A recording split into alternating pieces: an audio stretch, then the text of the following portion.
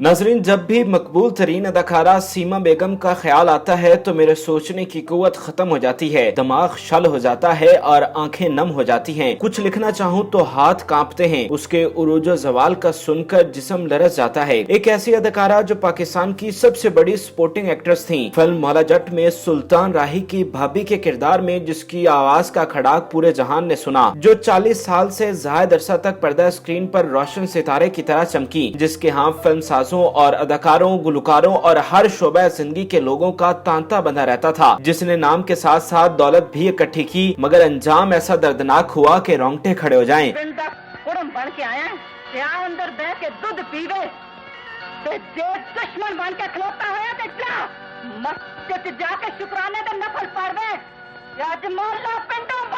इस खुबरू अदाकारा ने जिंदगी के आखिरी 10 साल एक अजियतनाक माजूरी में गुजारे। तमाम दोस्त अहबाब, फिल्मी साथी सब मुंह फेर गए और बस वहशतनाक तन्हाई उनकी हमसफर रही। सीमा बेगम, जिसका दस्तरखान लजीज खुशबूदार खानों से भरा रहता, वो रोटी से आजिज आ गयी। वो लाहौर में किराए के एक कमरा नुमा मकान में पल पल मरती रही और कोई उनकी मदद को न आया, और यूं ही बेबसी के दिन देखते सिसकियां लेते हुए वो जहाने फानी से रुखसत हो गयी। आज की इस वीडियो में हम सीमा बेगम के आखिरी वक्त के बारे में बात करेंगे, उनको याद करेंगे और उनके काम पर खराज तहसीन पेश करेंगे।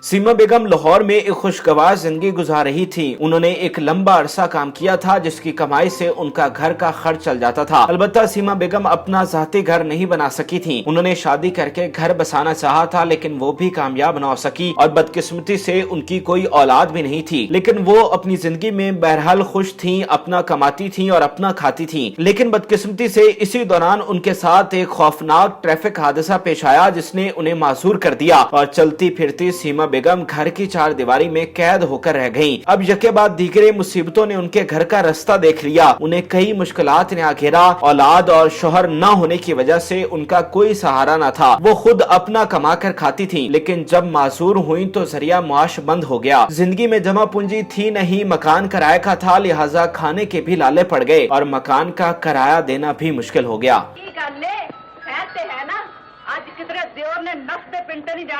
शेर नू पिंजरे च रहन देता नहीं है।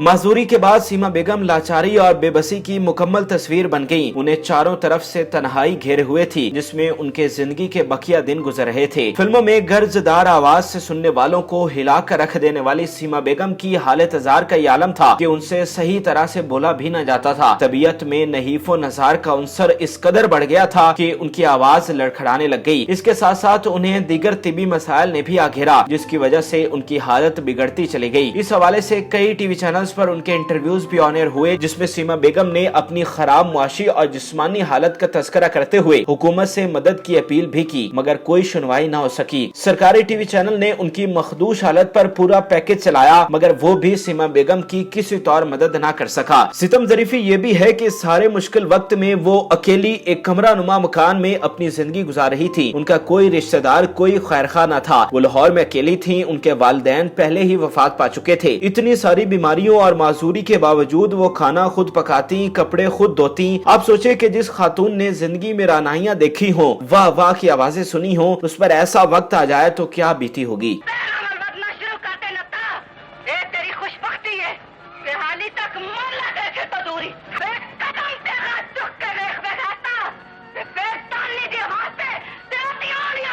बैक वक्त मोहताजी, माजूरी, गुर्बत और कसम पुरसी में दिन बिताने वाली सीमा बेगम की हालत जार पर न ही हुकूमती नुमाइंदों को कोई शर्म आई और न ही फिल्म इंडस्ट्री का कोई नुमाइंदा अपने फनकारों की खिदमत को पहुंचा। सीमा इसी इंतजार में दिन गुजारती रही कि हुकूमत उनकी मदद करेगी, इंडस्ट्री की जानिब से उन पर दस्ते शफकत रखा जाएगा, मगर ऐसा कभी नहीं हुआ।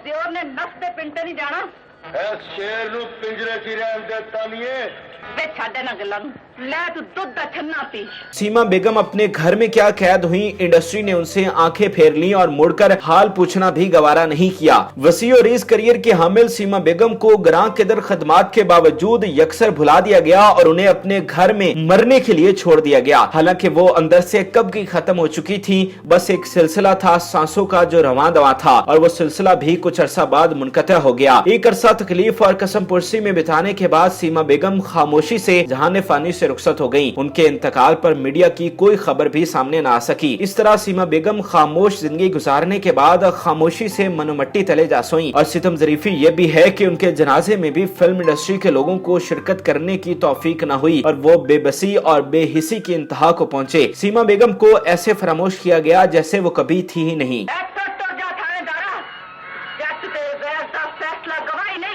हमेशा गंडासा करता है, गंडासा का मतलब आ चुका है।